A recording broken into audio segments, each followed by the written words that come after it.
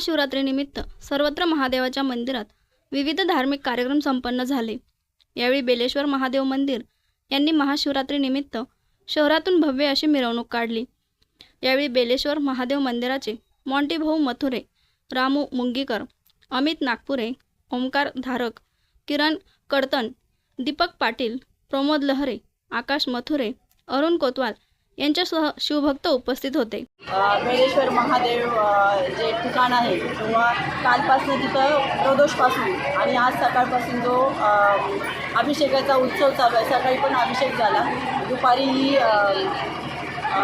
शिवलेलं अमृत झालं, म्हणजे जो अध्याय आहे तो वाचला गेला। त्याच्यानंतर संध्याकाळी पुन्हा जे शिव पार्वतीचं लग्न लावायचं आहे, त्याच्यामुळे गावातून भव्य अशी मिरवणूक काढलेली आहे आणि संध्याकाळी पुन्हा कीर्तन आहे। असं दिवसभराचा पूर्ण प्रोग्राम या बेलेश्वर महादेव ठिकाण म्हणजे मंदिराचा आखलेला आहे। आणि बेलेश्वर महादेव मंदिर याच्यासाठी म्हटलं जातं की त्या ठिकाणी शिवाचं वास्तव्य म्हणजे बेल हे शिवाला अतिशय प्रिय आहे। त्याच्यामुळे बेलाच्या झाडाखाली शिवाची जे लिंग आहे त्याचबरोबर तिथं आवळकंठीसुद्धा आहे आणि हे संपूर्णपणे लक्ष्मी प्राप्तीचं सुद्धा एक आहे। आध्यात्मिक दृष्टीने जर बघितलं तर आवळकंठीवरती महाविष्णूचा वास असतो आणि बेलाच्या झाडाखाली बेल हे शिवाला अतिशय प्रिय असल्याकारणे आणि जर बेलाच्या झाडाखाली जर आपण लक्ष्मीची सेवा केली किंवा जर सेवा केली तर सगळ्या पद्धतीची जी सेवा असते ती संपूर्णपणे फलित होत असते।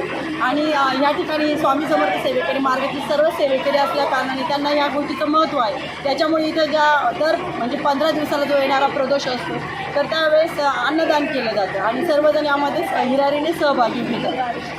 रुद्राभिषेकही या ठिकाणी चालतं, पौर्णिमेला देवीचं पाठवाचनही असतं आणि जर इथं आध्यात्मिक दृष्टीने जसं बेलाचं झाडाचं आणि याचं आवळकंठीचं जसं महत्त्व आहे त्याचप्रमाणे जर विज्ञानाच्या दृष्टीने जर बघितलं तर आवळकंठी आणि बेल हे अतिशय आरोग्याला अतिशय चांगलं आहे। आणि त्याचप्रमाणे शेजारीच अश्वस्थ म्हणजेच पिंपळ वृक्षाचं सुद्धा एक झाड आहे, त्याची सेवा म्हणजे नित्यनेमाने तिथे होत असते। त्याच्यामुळे आणि अश्वस्थ म्हणजेच पिंपळ वृक्षामुळे दिवस रास्त म्हणजे 24 तास जो ऑक्सिजन देणारा जो वृक्ष आहे तो तिथं आहे। म्हणजे संपूर्णपणे त्रिगुणी अवतार आपण असं म्हणतो की संपूर्णपणे देवाचं वास्तव्य त्या ठिकाणी, त्याच्यामुळे तिथे केलेली सेवा अतिशय फलित होते। म्हणून त्या याला बेलेश्वर महादेव असं म्हटलं जातं। आणि बेलेश्वर नित्यसेवा असते, तिथे नित्यसेवाही चाललेली असते आणि बऱ्याच जणांना त्याचे अनुभव पण मिळालेले आहेत। म्हणजे असंही नाही की फक्त बेलेश्वर का म्हणायचं, तर बऱ्याच जणांनी त्याची अनुभूती घेतलेली आहे।